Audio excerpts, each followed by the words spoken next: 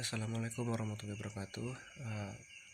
Today, in this opportunity, we are going to discuss about sociolinguistic pattern. Sociolinguistic pattern is language change largely based on generalization from linguistic variable of lexeme or morphemes. Jadi, sociolinguistic pattern adalah perubahan bahasa yang didasarkan pada generalisasi dari linguistik lexeme maupun morfem. It has been known for some time that differences in language are tied to social class. In the 1950s, for example, it was suggested that certain lexical and phonological difference in English could be classified as U for upper class or non-U lower class. Example serviette for non-U versus table napkin for U, to take what was then one of the best known of all linguistic class indicator of England. Jadi udah lama diketahui bahwa perbedaan bahasa itu berkaitan erat dengan kelas sosial. Misalnya pada tahun 1950 ada perbedaan dalam bahasa Inggris dan diklasifikasikan menjadi U untuk upper class atau kelas atas dan non-U untuk lower class atau kelas bawah. Misalnya kata serviette yang digunakan oleh lower class dan table napkin yang digunakan oleh upper class atau kelas atas, walaupun keduanya memiliki makna yang sama.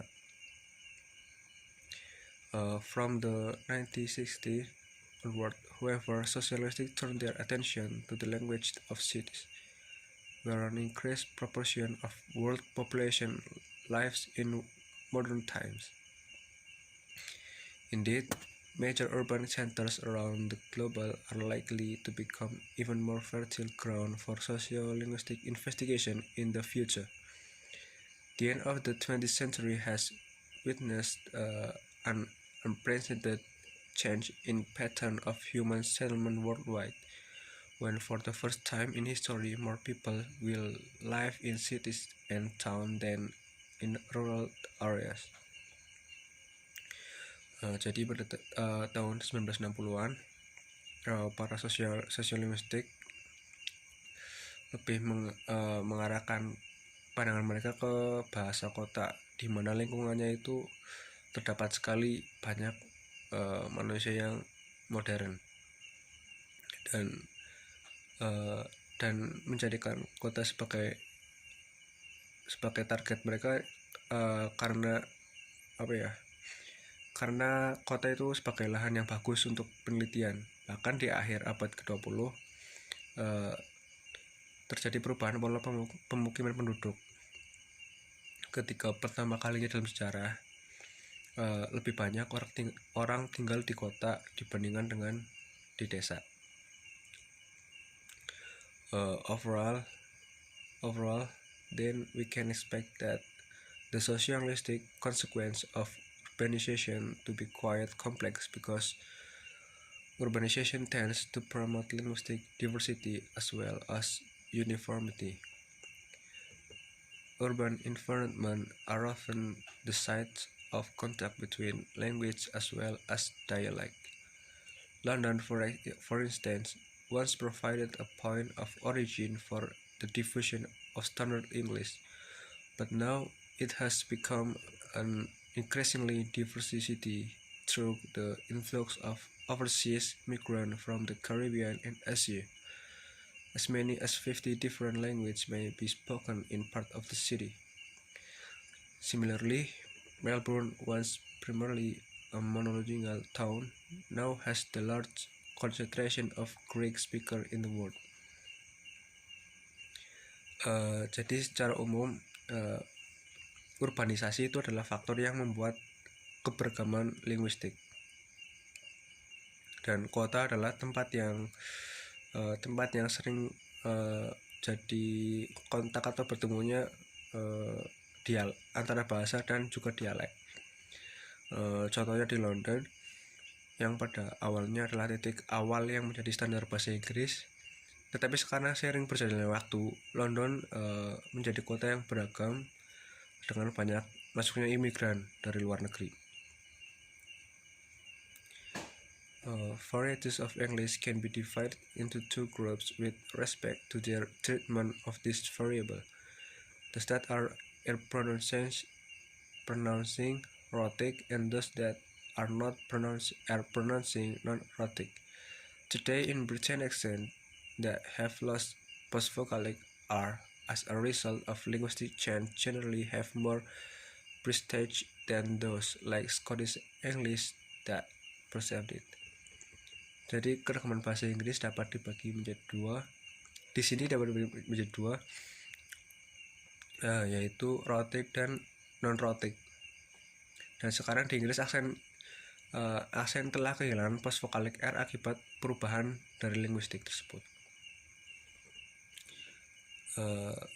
Like many features investigated by sociolinguistics, the pronunciation of post-vocalic R shows a geographically as well as socially significant distribution. The difference among dialects of English is the result of linguistic change involving the loss of R following a consonant, but not a vowel, which began centuries ago in Southeast England and spread north and west.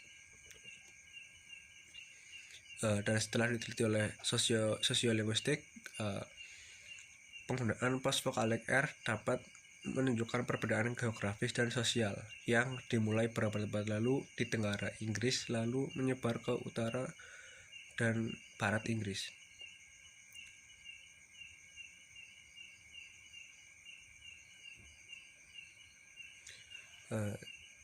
And then just the division of linguistic features may be held by natural geographical barriers. It may also be impeded by social class stratification. Similarly, the boundaries between social dialect tends for the most part not to be absolute. The pattern of variation for post-vocalic are so fine stratification or continuous variation along a linguistic dimension. In the case of phonetic one as well as an extralinguistic one in the case social class. Jadi penyebaran fitur linguistik yang dapat dihentikan oleh geografi dan hal itu juga berlaku untuk kelas sosial.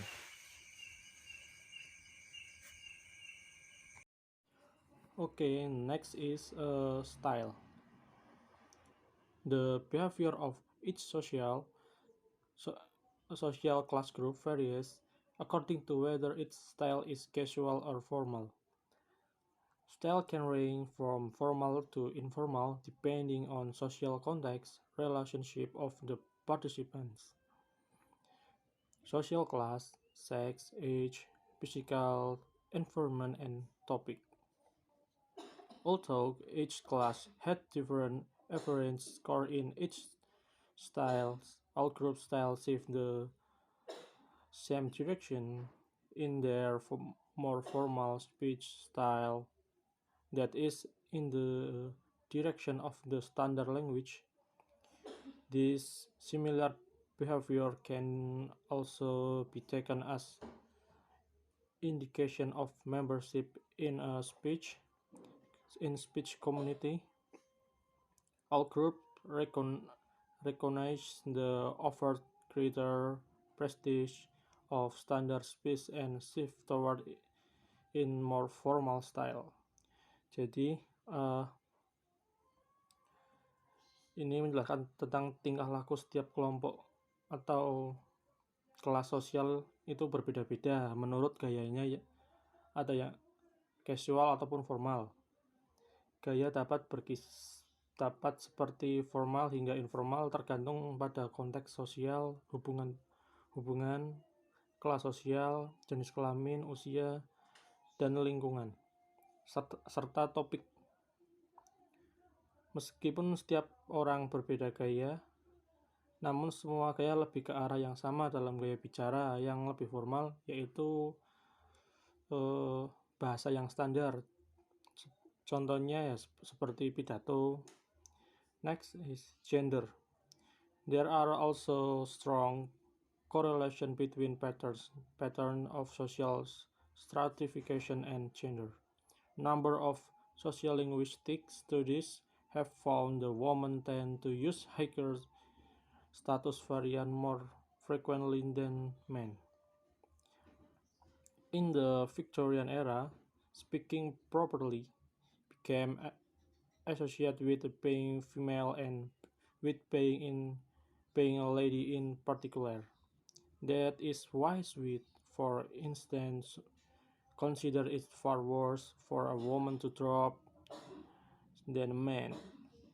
Jadi di sini ada juga eh, korelasinya yang kuat antara pola stratifikasi sosial dan gender. Ada studi sosiolinguistik menemukan bahwa wanita cenderung lebih sering menggunakan varian bahasa yang berstatus lebih tinggi daripada pria.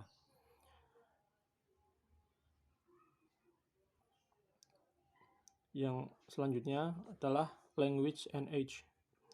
The youngest speakers between the age of 7 and 16 use more standard form than the young adults between the age of 16 and 20. Maksudnya adalah pada usia 7 tahun sampai 16 tahun, mereka masih menggunakan bahasa yang normal, bahkan formal, dan belum berubah. Lalu pada usia 16 tahun dan sampai 20 mulai ada perubahan dari cara bahasa mereka. Next is language and social network. Network analysis was applied to the study of 3 working class communities in Belfast, Northern Ireland. The different types of network within which individual socialists were examined and network strength was correlated with linguistic variables. A measure of network strength was device which took into account the extent of the density and multiplicity of different network types. For example, a dense network is one in which the individual world interact are tied to one another in other ways. Thus, if two men in a network interact both as workmates and same factory and as cousins, there is more than one basis to their relationship with one another. Jadi analisis jaringan diterapkan pada studi dari 3 komunitas kelas pekerja di Belfast, Irlandia Utara. Berbagai jenis jaringan di mana individu bersosialisasi diperiksa dan kekuatan jaringan dikorelasikan dengan variabel linguistik. Ukuran kekuatan jaringan telah dirancang dan memperhitungkan tingkat kepadatan dan multipleksitas jenis jaringan yang berbeda. Misalnya, jaringan padat adalah jaringan di mana orang-orang yang diketahui dan berinteraksi dengan pembicara juga saling mengenal. Jaringan multiplex adalah jaringan di mana individu-individu yang berinteraksi terikat satu sama lain dengan cara lain. Jadi jika dua pria dalam suatu jaringan berinteraksi sebagai rekan kerja di pabrik yang sama dan sebagai saudara, ada lebih dari satu dasar untuk hubungan mereka satu sama lain. Next, standardization. Standardization is one of the main agents of the inequality. Standardization is not an inherent, but rather an acquired or deliberately and artificially imposed characteristic. Standard language do not arise via natural course of linguistic evolution or suddenly spring into existence. Jadi standarisasi adalah salah satu langkah utama ketimpangan. Standarisasi bukanlah karakteristik yang melekat, tetapi lebih merupakan karakteristik yang diperoleh atau dengan sengaja dan dibuat-buat. Bahasa standar tidak muncul melalui proses evolusi linguistik yang alami atau tiba-tiba muncul. Terima kasih. Assalamualaikum warahmatullahi wabarakatuh.